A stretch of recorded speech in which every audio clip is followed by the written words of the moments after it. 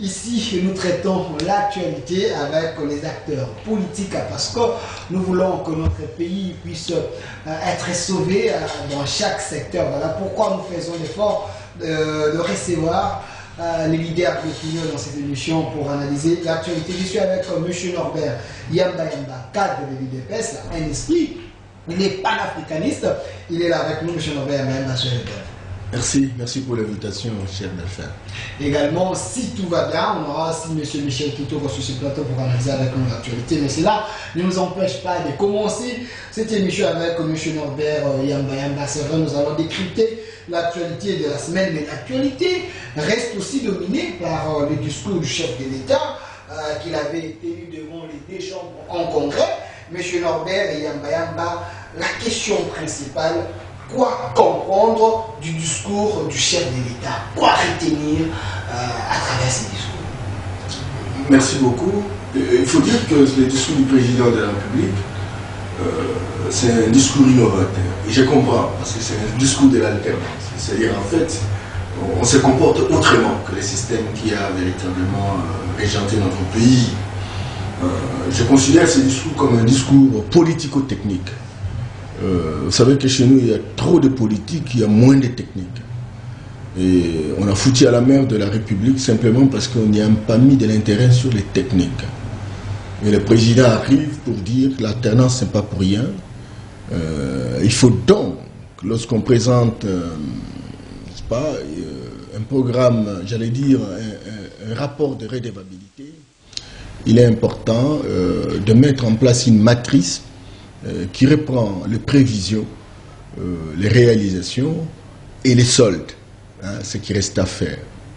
Ça, c'est mon premier sentiment de satisfaction. Deuxième sentiment de satisfaction, c'est que le président de la République a démontré que lorsqu'on a une volonté volontariste de réaliser des choses, quel que soit le temps relativement court, on peut y arriver. Et voilà, un programme de 100 jours, avec 492 millions de dollars mobilisés sur le plan interne, et puis 70%, n'est-ce pas, des réalisations. C'est que très clairement, on peut naturellement avoir de la volonté et réaliser des choses. Et troisième sentiment, c'est que le président de la République a tiré au filet. Il n'a pas philosophé. Il a été très clair. Voilà ce que j'ai trouvé, voilà ce que j'ai prévu, voilà ce que j'ai réalisé, voilà ce qui reste à faire. J'ai beaucoup aimé quand j'écoute en telle réalisation, je me dis, dans 5 ans, le Congo peut faire un bon bondissement. Mais au-delà de cela, le président de la République a repris un certain nombre de thématiques. Il a parlé des infrastructures, il a parlé de la santé, il a parlé de l'enseignement, il a parlé de l'électricité, il a parlé de l'eau. Le président de la République a parlé également de la diplomatie. Les 5 premiers secteurs portent sur la révolution sociale.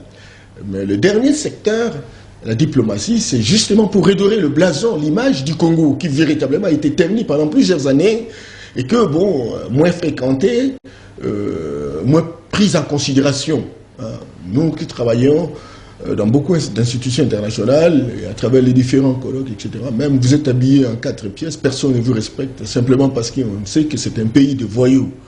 Et le président de la République s'est battu mordicus pour que véritablement nous puissions redorer le blason. Beaucoup de petits esprits disent, mais écoute, c'est un touriste international, etc. Surtout que c'est un raisonnement trop aérois. Et voilà, vous avez suivi comment le président... Le voyage des trop, donc ça n'apporte rien à la nation, du moment que le pays est assiégé par les assassins, les rebelles. Il y a des gens qui tombent chaque jour, le voyage. Mais écoutez, moi j'aurais... Ben, en fait, c'est un effort à faire, c'est un défi. Ça relève de la responsabilité du président de la République d'aider la classe politique à orienter le raisonnement vers un changement.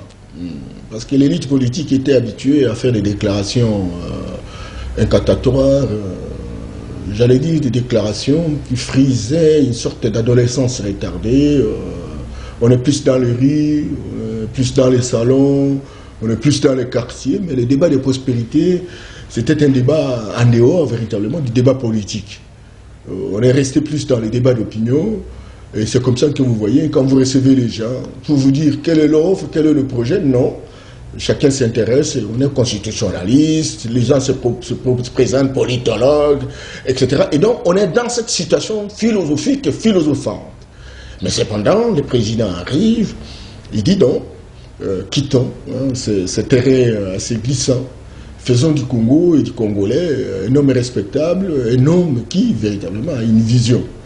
Il va à l'extérieur, il raconte tout ce qui, aujourd'hui, ont un certain nombre de décisions sur nous, j'allais dire une certaine influence sur nous, lorsqu'il est dans la sous-région. Vous savez, le conflit, les guerres récurrentes du Congo est le résultat, n'est-ce pas, de la convergence d'intérêts.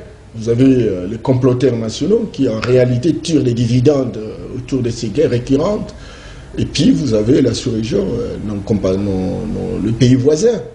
On peut tout changer, on ne sait pas changer la géographie. Et puis après, il y a les multinationales qui sont devenues plus fortes que leurs pays respectifs. Parce qu'il y en a des multinationales qui ont, n'est-ce pas, de l'argent, des moyens, plus que le produit intérieur de beaucoup de pays. Mais M. Norbert Mbemba, le sujet, là, le discours du chef de l'État, entre promesses ou le réalisme, on en parle trop de le chef de l'État, comme nous venons de le dire, il voyage trop. L'ancien pouvoir parlait de la souveraineté d'une autre manière, avait une autre notion de la souveraineté, mais vous, avec Félix Antoine Tshisekedi, vous êtes en train d'étendre trop la main, aux autres vous demandez trop. Ça, ce n'est pas diminuer l'identité ou soit vendre notre souveraineté. Non, non, mais le débat est fondamentalement intellectuel. Et c'est comme ça que, bon, je m'excuse beaucoup, j'aurais pu être hier dans une autre chaîne parce qu'il y a eu des compatriotes qui ont été invités et qui, visiblement, larguent de telles insanités sur la place publique. Mais je voudrais noter, en fait, que le voyage, vous savez, lorsqu'il faut faire un raisonnement évaluatif par rapport à une prestation, par rapport à une action, il faut donc pas faire l'analyse coût-bénéfice et risque de ce qu'on fait. Est-ce que ce que je suis en train de faire, quels sont les risques, quels sont le coût, quels sont les bénéfices? Et lorsqu'on veut tirer une conclusion concluante par rapport au voyage du président, il est important de voir, il a voyagé, il a consommé combien, il a rapporté combien. Cet exercice n'est pas réalisé. Il a rapporté? Bien entendu. Bien entendu, la BAD d'aujourd'hui est prête à soutenir la plupart de nos projets. Toujours la promesse. Mais écoutez, mais... Promesse et réalisme. Oui, oh là. Les gens se plaignent trop de promesses, ils ne réalisent pas, le pays ne peut pas vivre avec des promesses, on veut du concret. Vraiment, bon, toi tu relais ce qu'on vous dit, etc. Mais ça me fait très mal parce qu'il y a des gens qui croient que le monde fonctionne de manière mathématique ou mécanique. Quand on pose un problème aujourd'hui, c'est le même jour où on a un résultat. Non, on a des prévisions, ça part de la pensée. On dit, bon, nous voulons faire ceci et nous déterminons les projets. Et quand nous déterminons les projets, nous allons négocier avec qui peut nous être utile par rapport à la matérialisation physique de ces projets. Et quand on aura fini, on reçoit son avis. Est-ce qu'il est d'accord, il n'est pas d'accord? Quel type de remarques formule-t-il dans le projet qui lui est présenté? Et dès lors qu'il aura donné son avis, on signe un contrat et on détermine véritablement des échéances de décaissement. C'est comme ça. Le président s'en va. Il négocie, on lui donne des promesses, mais il y a des procédures. Je sais que le Congolais aime bien le raccourci, mais attention, nous sommes dans un monde où il y a trop d'exigences. Et nous avons intérêt véritablement que ces exigences soient rendues opérationnelles. Je voudrais également dire que on dit non, mais nous sommes trop anti-souverainistes parce que nous recourons beaucoup à l'extérieur. Vous savez, quand vous allez en Europe aujourd'hui, je me suis beaucoup, j'allais dire que je suis un peu géopolitologue, tous les pays d'Europe, de l'Union européenne, tous ces pays-là, qui sont des puissances, sont endettés. Et ils vivent aujourd'hui de l'endettement. La France, c'est 100% de dette avec son produit intérieur brut. Vous avez vu la situation de l'Italie, vous avez vu la situation de la Grèce.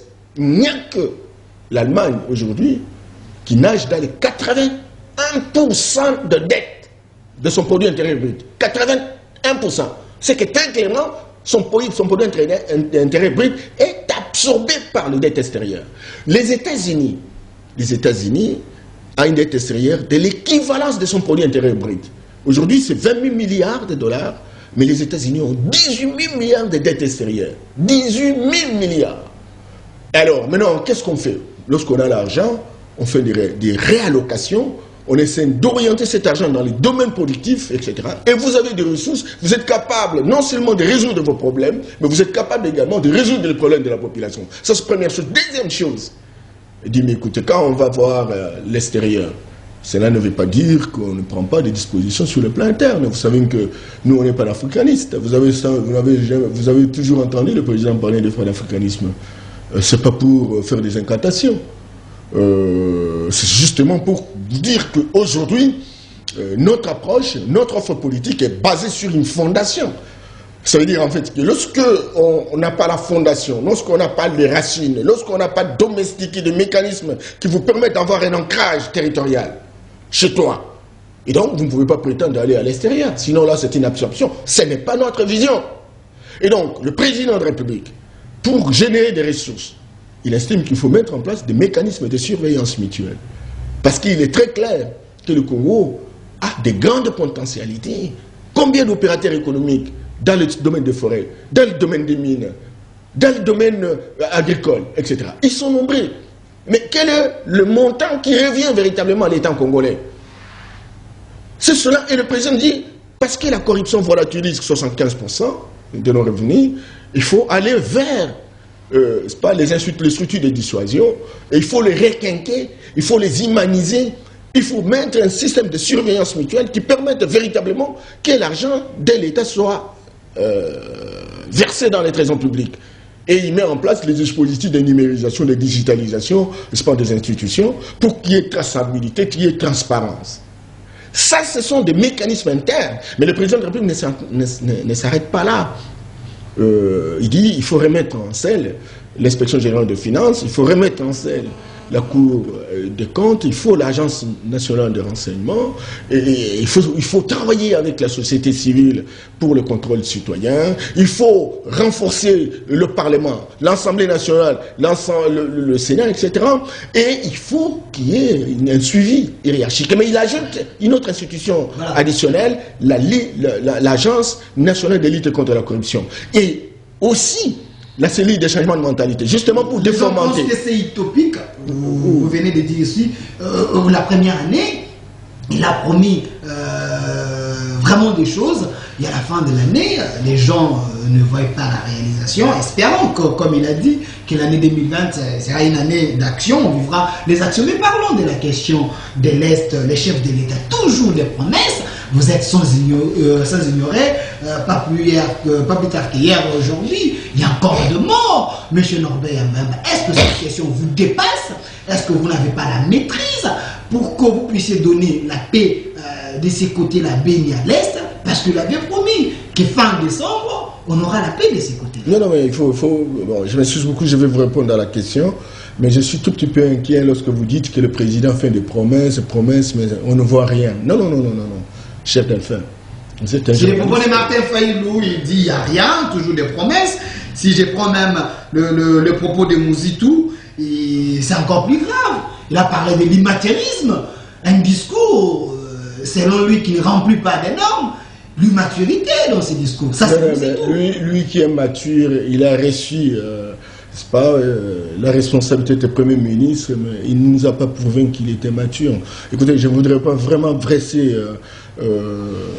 mes propos sur les individus, mais je constate effectivement qu'il y a un problème d'adolescence dans ce pays sur le plan de la responsabilité politique. Vous analysez un discours et vous tirez une conclusion non concluante en disant que c'est immature. C'est pitoyable, hein, c'est du reste, c'est de l'émotion toxique, mais bon, ce genre de discours, je ne veux vraiment pas les apprécier. Cependant, lorsqu'on dit qu'il n'y a que des promesses, vous savez, j'ai compartimenté les réalisations du président en 6 compartiments. Je vous ai parlé des infrastructures. Et dans les infrastructures, lorsqu'on prend, par exemple, la voirie urbaine, vous avez l'avenue Tourisme, vous avez l'avenue Bokassa qui est devenue Lombo Makiadi, vous avez l'avenue Kulumba quand vous allez à Massina, vers l'est de la ville, vous avez l'avenue Koutou, vous avez l'avenue de l'université. Toutes ces avenues étaient impraticables. Ça, c'est pas la promesse, c'est une réalisation. Dis, mais on parle quoi? Le français ou on veut parler quoi? On parle l'anglais? Hein? Ce sont des réalisations. Ça, c'est 1. 2. Lorsque vous regardez, il y a 8 sauts de moutons qui sont en construction pour, n'est-ce pas, aérer le transport. Il avait promis que ces sauts de moutons seront servis au mois de décembre, au mois de décembre. Mais écoutez. Une promesse encore qui tend vers l'irréalisme. Non, mais il faut tout un cours en fait. Il faut tout un cours de projet là. Conception, élaboration, exécution, régulation d'un projet. Ça, c'est un cours qu'il faut former aux politiques. Ceux qui se disent matures, etc., mais qui oublient qu'il y a d'une part la conception, d'autre part l'exécution et la régulation. La conception, c'est dire, on se dit, il y a nécessité d'avoir tel saut de mouton à tel endroit, et puis on dit, ça coûte combien, et puis il y a le moment de décaissement. Il y a le moment de mobilisation, de déploiement du matériel, il y a le moment d'opérationnalisation et à l'échéance prévue, et si ça ne marche pas, on régule. C'est ça ce qu'on appelle la rétroaction. C'est cela. Et donc, lorsqu'on a prévu 5 mois et qu'on se rend compte qu'il y a eu des petits aléas, etc., qui n'ont pas permis naturellement que le travail se fasse, on peut corriger. Mais monsieur Norbert, excusez. Vous ne voyez pas que sa parole commence à perdre la crédibilité quand il promet comme ça une réalisation. Mais avant de promettre, il devait quand même s'assurer qu'au mois de décembre, j'allais livrer cela. Oui. Parce que ce n'est pas la première promesse. Mais le président de la République identifie les problèmes. On propose une solution correspondante. Les équipes techniques qui travaillent pour déterminer ce que cela représente en termes de timing, déterminer les montants. Et on lui dit qu'en ayant tel délai, on peut avoir l'ouvrage. Quelle est sa responsabilité? Il donne l'ordre pour qu'on décaisse l'argent pour que cela soit rendu. Mais comme je vous ai dit, dans la matérialisation physique de l'ouvrage, il peut y avoir des problèmes de déploiement du matériel. Quand le matériel quitte la Chine jusqu'à Kinshasa, ça fait 2 mois, ça prend 2 mois. Mais ça peut arriver qu'il y ait un bateau qui n'a pas été au point, qui s'est déplacé après, etc. Et donc le travail ne peut pas se faire dans le rythme prévu, avec tous les alliants que nous connaissons, etc. Tantôt la pluie, vous savez qu'on est arrivé au pouvoir le 24 janvier, et puis on entre dans le cycle de pluie, et ces pluies-là peuvent handicaper le travail ou retarder le travail. Parce qu'en fait, quand il pleut, donc on arrête l'état d'entendre, etc. Donc, c'est un problème aussi des saisons. Tous ces éléments faisant commune dans l'appréciation, on les articule pour dire, si effectivement on n'a pas respecté le délai, c'est parce qu'il y a eu tel ou tel problème. Mais écoutez, attention, promesse non réalisée, c'est vraiment de l'enfantillage. Est-ce que la promesse qui n'est pas réalisée, ou la promesse est en train d'être réalisée, mais le délai n'est pas respecté? Il y a nuance au niveau de l'approche. Si un politique se permet de dire que les promesses ne sont pas réalisées, au moment où la réalisation est en cours, je pense qu'on doit l'amener à l'école, à l'Institut Makanda Kaboubi, pour l'aider. Mais les gens ont peur, parce que Kabila avait aussi promis aux gens. Le président de la République actuelle, Félix Antoine Tshisekedi, il avait dit à tout moment qu'il a un problème, il consulte Kabila. Les gens risquent de tomber dans la continuité, parce que Kabila aussi avait promis un bon nombre de promesses. Ils n'ont jamais été réalisés. Non, attention, attention. Il y a le projet. Le projet est une réponse à un problème qui se pose. Mais il y a aussi un problème danger qui est lié à la disponibilisation de l'information. Lorsque nous sommes à l'est de la République, il y a le problème de la guerre. Ce sont des problèmes complexes. On ne peut pas chercher des solutions simplifiantes. Le président de la République qui vient d'arriver, qui a besoin des informations supplémentaires pour maîtriser le dossier, peut toujours recourir à l'ancien président pour dire écoutez, quels sont les types de relations que nous menons avec les Ougandais, quelles sont les motivations, quels sont leurs intérêts, quels sont nos intérêts, comment on peut construire des points d'intersection, etc. Ces questions-là, il peut discuter avec le président Kabila. Mais lorsqu'il s'agit de construire un centre de santé, un hôpital, mais il n'a pas besoin d'aller demander la promesse au président Kabila. Ça, c'est première chose. Deuxième chose, mais écoutez, on risque de tomber dans les contenus. Quelqu'un parlait du continuum, c'est-à-dire la continuité. Ah non. Donc il n'y a pas la rupture. Non. Selon les autres. Non, mais la rupture est là. La rupture est là. Le système a fonctionné. Elle est utopique, hein? Non. Elle est utopique parce que je m'excuse beaucoup. De la matérialisation, on ne la voit pas. Les décisions sont gérées toujours par la FCC. Le président est là, il signe des ordonnances, on ne respecte pas. On ne sait pas qui gère ces pays, c'est alors le genre de l'avocat. Oui, c'est un contexte très difficile. C'est un contexte difficile, mais je connais mon président. Je ne veux pas vraiment être à sa place. Je ne veux pas vraiment être à sa place. Parce que les élections que nous avons réalisées, que vous oubliez, qui entrent en ligne de compte dans la configuration institutionnelle de notre pays. Ces élections ont fait que le président est élu président de la République, mais la majorité parlementaire est donnée au FCC, qui visiblement, bon, on ne peut pas discuter de la qualité, n'est-ce pas, de ces élections, etc. Mais en réalité, qui paraît même avait la majorité nécessaire pour véritablement prendre la responsabilité gouvernementale. Et donc le président de la République, bien qu'élu au suffrage universel direct, est obligé, au regard de l'article 169 de notre Constitution, de coopérer, de collaborer avec le FCC. Maintenant, ça dépend du cœur des gens. Parce que nous, on croyait que le Congo a des difficultés et qu'il y a une succession de différents régimes. On a connu Mobutu avec sa dictature perfectionnée. On a connu la filière FDL qui vient de totaliser, n'est-ce pas, 22 ans. Le Congo et les Congolais n'ont pas encore trouvé son compte. Tshisekedi qui a fait 37 ans à l'opposition, qui vient, qui a une nouvelle stratégie, qui a une nouvelle solution, etc., pouvait amener une nouvelle dynamique, pouvait amener une nouvelle façon de faire, etc., pour que nous puissions, j'espère, changer. Mais nous avons créé, et nous continuons à croire qu'en étant avec nos frères du FCC, nous disons que nous signons un calumet de la paix. Et nous prenons en considération l'état de la situation de notre peuple, qui est dans la pauvreté la plus abjecte, à cause d'une volonté délibérée de l'élite politique irresponsable. Nous disons qu'aujourd'hui, plus que jamais, nous prenons tous conscience pour que nous puissions nous battre comme un mort de Christ pour aller de l'avant. Mais s'il y a n'est-ce pas, des équilibrations, des gesticulations, qui ne corroborent pas naturellement la dynamique que nous avons prise, le président est en train de tout faire pour qu'il change les gens. Il faut que je termine par là, sincèrement. Parce que ce que vous dites est très très important.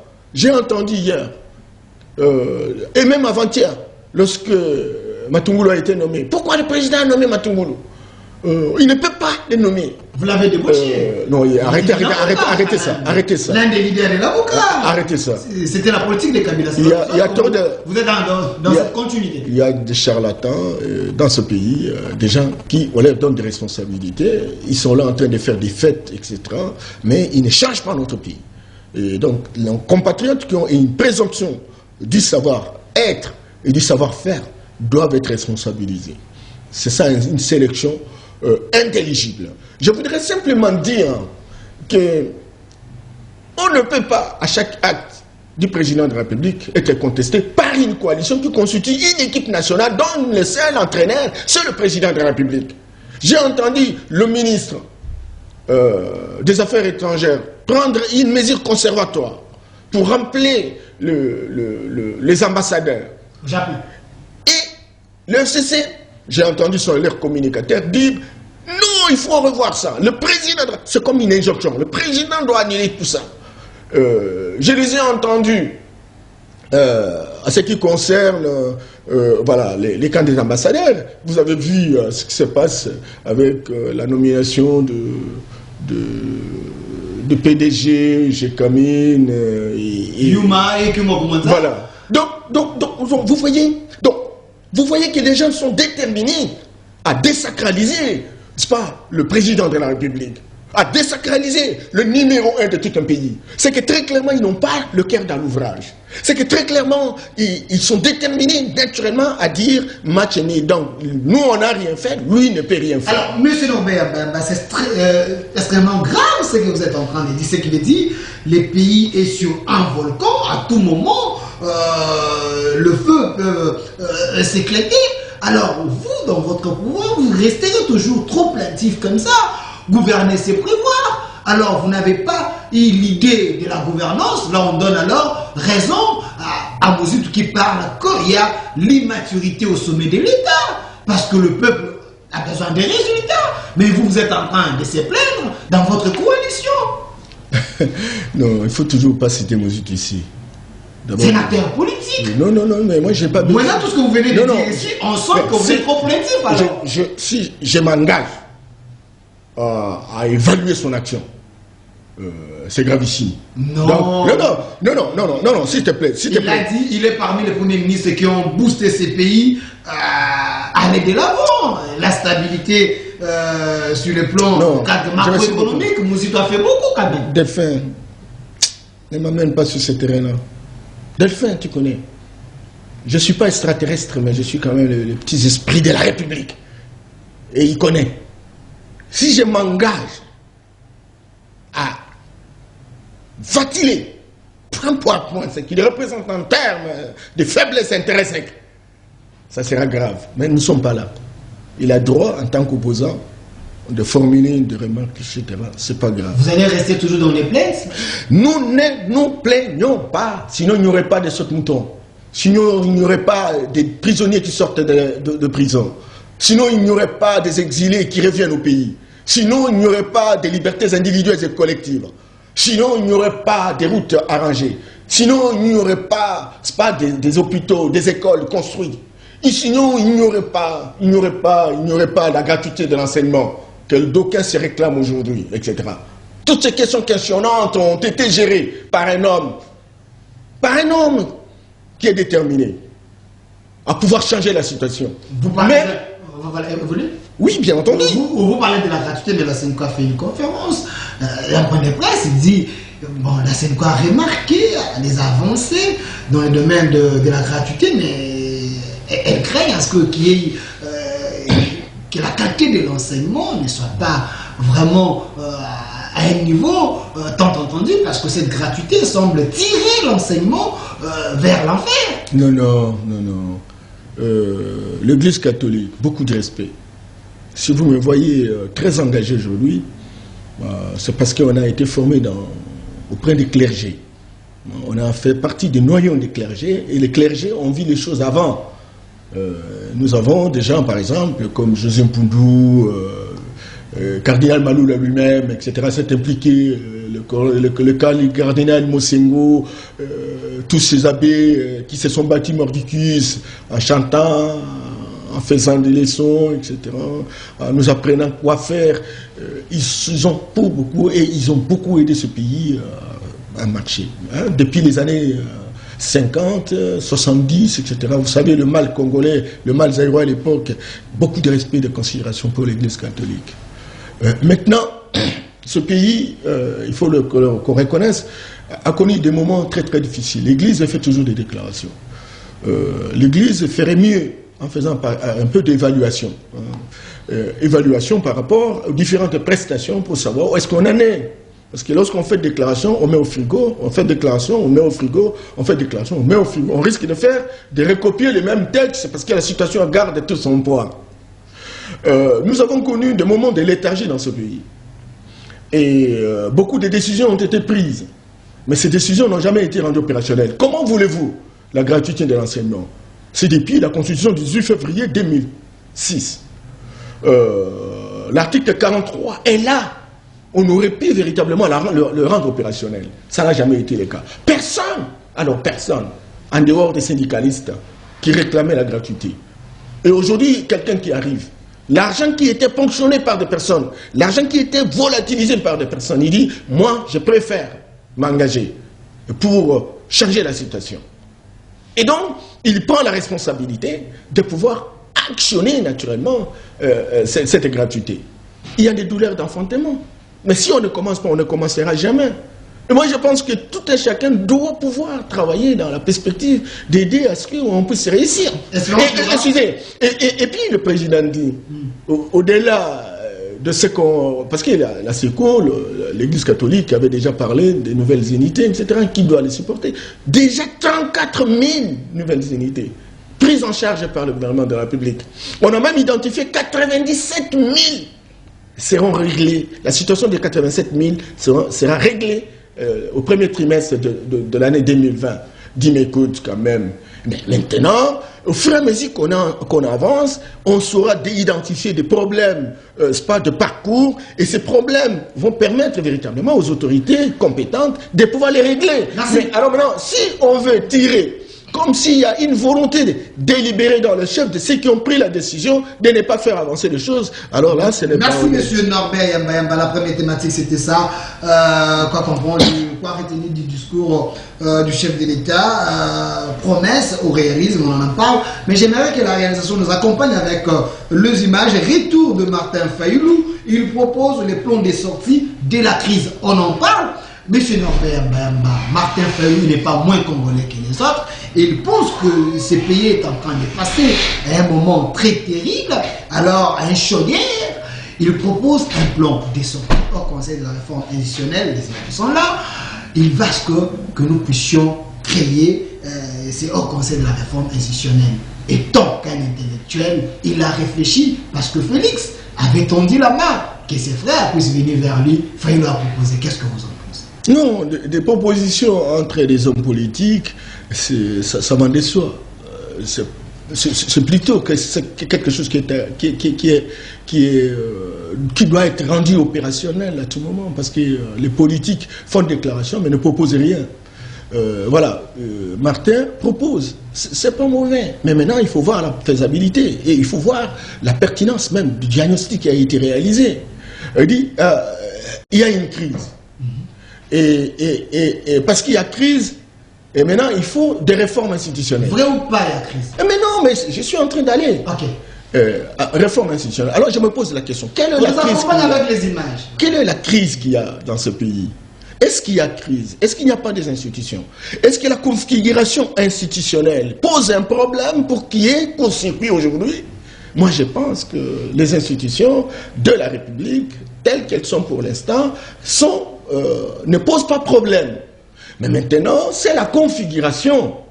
La configuration par rapport à l'application de ces institutions. On a eu le FCC, qui n'est pas du tout très accepté par beaucoup de gens pour avoir fait autant d'années au pouvoir, etc., mais qui a démontré aussi certaines limites, et qui rafle naturellement la grande majorité. Et malgré qu'il a dirigé 18 ans, mais maintenant qu'il y rafle la majorité parlementaire, c'est qu'il a droit de citer. Et les gens perçoivent mal cette façon de faire et qui estiment qu'ils ne pouvaient pas le faire. Mais entre-temps, la loi est dure, mais la loi reste la loi. Et donc, il faut faire avec. Mais il faut plus de tact, il faut plus de garde-fous, etc. Mais des lois calquées par le FCC, selon Martin Fayulu. On a à faire le dialogue de la CNCO, c'était hors les institutions. On peut aussi le faire pour sauver les pays. Non, mais écoutez, mais il faut faire un diagnostic pour proposer un redressement politique et social. C'est cela. Le diagnostic que fait Martin, il est très faible. Oui, il est très faible. C'est une proposition, certes, mais il est faible en termes d'analyse. La matrice qu'il présente n'est pas appropriée. Il doit aller au fond pour savoir quel est le vrai problème qui se pose. Est-ce que la crise est le résultat de l'arrangement institutionnel en place ou la crise est le résultat d'autre chose? qu'il cherche. Et quand il aura trouvé, si c'est un problème d'arrangement, on dit non, non, qui arrive au pouvoir, c'est la majorité. Voilà. Alors maintenant, comment on fait pour que la majorité soit rendue opérationnelle? Ben, la majorité compose son gouvernement. Voilà. Alors maintenant, vous allez faire des réformes pour que la majorité, n'est-ce pas, ne puisse pas accéder au pouvoir, ou vous allez chercher quoi? Mais il dit qu'il y aura 18 mois, vous allez encore organiser les élections, comme ça vous aurez les vrais élus, avec la légitimité de la population congolaise. Là au moins, on peut bien conduire les institutions. Alors là, ce ne sont pas des réformes institutionnelles. Là, ce sont pas. Il est à côté de tout sauf les. Non. Ce ne sont pas des réformes institutionnelles. La configuration, l'architecture institutionnelle, elle est telle qu'elle est. Mais il conteste les élections. Les élections qui ont été faites, dans quelles conditions elles ont eu lieu, etc. Quel type de résultats? Est-ce qu'on est d'accord par rapport à ça? Il dit non. C'est comme ça qu'il parle de la vérité des urnes. Okay. Tu vois, ça, ce n'est pas des réformes institutionnelles et la solution proposée ne correspond pas, au diagnostic réalisé. Cependant, si tel est le cas, maintenant que les institutions sont en marche, maintenant que nous voulons construire une culture de stabilité et de durabilité, et je pense, 5 ans, c'est pas loin, et puis bon, on arrive naturellement à l'échéance, et le moment venu, le président de la République, il a formulé, vous avez suivi, n'est-ce pas, des propositions dans le sens de dire, bon, au lieu qu'il y ait un seul tour, il en faut 2, parce que ce changement constitutionnel a été fait dans les conditions que l'on connaît, etc., et qui a moyen d'élargir la légitimité de la personne qui est élue, parce que, pour éviter des contestations, dès lors que nous sommes dans une situation très difficile et qu'on a besoin de décisions exceptionnelles, il faut donc aller dans la direction de pouvoir changer cette constitution. Ça fait partie véritablement des réformes. Et lorsque le président de la République trouve et que bon, les gouverneurs sont toujours en couteau tiré avec les assemblées provinciales, etc., et que cela risque de déstabiliser. C'est jamais des crises lorsque les assemblées provinciales ne s'attendent pas. Dans les institutions, presque toutes les institutions, ils pensent qu'il y a la main noire de Joseph Kabila. Lorsque Félix signe les ordonnances, il y a le responsable du FCC qui refuse, qui attend le mot d'ordre de Joseph Kabila. Lui pense que dans un pays où le président a le pouvoir, ça ne peut pas se faire comme ça. Non. Il y a des questions. Des questions de fond, j'allais dire des questions très questionnantes, des questions qui appellent d'autres questions. L'instabilité des assemblées. Par rapport à cette question, on ne demande pas d'avoir une structure exceptionnelle, etc., pour résoudre ces questions-là. Parce que changer la Constitution aujourd'hui, il y a des procédures. Et les structures qui ont compétences existent, etc. Donc il ne s'agit pas d'une question de rechercher une nouvelle architecture institutionnelle pour arriver véritablement à modifier la Constitution de manière à régler cette question qui relève véritablement des émotions toxiques des uns des autres. Donc, le président de la